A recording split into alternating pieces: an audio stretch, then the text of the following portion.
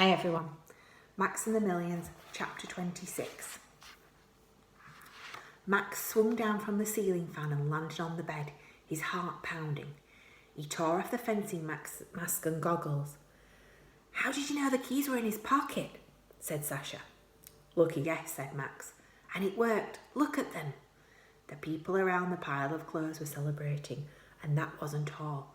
You could see others from all over the room heading towards the clothes, drawn by Max's message. The different colours were finally mixing, red and green and blue, together as one. "The Greens tried to attack, but the mask protected me," said Max. "Now they've all made peace. The war's over." Sasha was reading the words on Max's whiteboard. "The Great One? What does that mean?" Max shrugged. "Oh, it's like confusion. They think I'm their god or something." Sasha's eyes bugged out of his head. "They're a god?" "I know, it's perfect," said Max. "Now they'll finally do whatever we tell them." Sasha looked uncomfortable. "I thought you said we were going to be honest." "I am being honest," said Max. "We're going to take them away, aren't we? I can tell them the whole truth once we get them to paradise." "Paradise?" "Well, almost," Max explained. "Come on, I'll show you." He leapt out the window and scrambled back down the gutter. It was all Sasha could do to keep up with Max as they ran through the bushes and into Mr. Darrow's vegetable patch. "I can't believe we didn't think of it before. The potting shed." Max flew open the door and ran inside. "It's perfect. It's big enough to fit all the people. It's warm and dry, and best of all, no one ever comes here. All it needs is a little clean." Max swept his hands across the table, sending tools and pots clattering to the floor. Sasha watched with concern. Max was breaking things and hadn't even noticed. Sasha tried waving his arms to get his attention, but Max didn't notice that either. He grabbed Max's arm.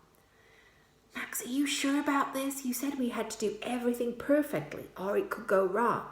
Don't you think that lying to all those people, telling them you're their god, might be a mistake?" Max shook his head.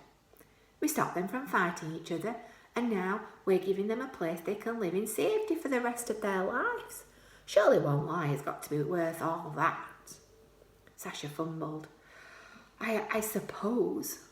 Max started collecting all the trays and lining them up on the table. "This is our final chance to save them. All we have to do is scoop the people into a couple of trays, bring them here, and we're done. Mr. Darrow's world is safe. King Luke can protect the people for us, and best of all, Mr. Pitt will never find out." "You're sure?" Max clapped a hand on Sasha's back. "Sasha, I've never been more certain of anything in my life." Mr. Pitt stood at the entrance to the Pitt building. My school." The freshly painted foyer walls were covered in crayon smears. The beautiful X-shaped walkway was strewn with lost property. Someone had set off the fire extinguishers. The Pitt building had been sabotaged. The foreman had called Mr. Pitt when he was halfway to town, garbling something about the school being under attack. Mr. Pitt had turned the car around and sped back as fast as he could, but it was already too late. The grounds were already covered in library books, footballs, and hula hoops. It was like a bomb had gone off. Whoever had done it had worked fast and in a group. "Oh!" Mr. Pitt shrieked and leapt backwards into an ornamental fern. The groan had come from the pile of rags on the reception desk. Mr. Pitt prodded the pile. It groaned again. "Who's in there?" he cried. "Show yourself." The pile of rags was a 5-year-old girl wearing every costume from the drama department. Her eyes were dazed and swollen, and her mouth was stained green. On her front was a badge that said 5 today. "Candy," Joy moaned. "So much candy." "Mr. Pitt!" He spun round. The foreman was standing at the door, his eyes wide with panic. "Come quick." Mr. Pitt wedged Joy under one arm like a rugby ball and followed the foreman outside. The grounds were in chaos. The school's annual supply of toilet paper was wrapped around every tree in sight, and the builders were chasing the rest of the Sparkle Pony Summer Club across the playing fields. The girls were in a sugar-induced frenzy. They'd raided the power tools locker and were brandishing drills and sanders, gibbering in tongues. Mr. Pitt was speechless. The governors would be here in a matter of hours. He held Joy at arm's length like a bad dog and shook her.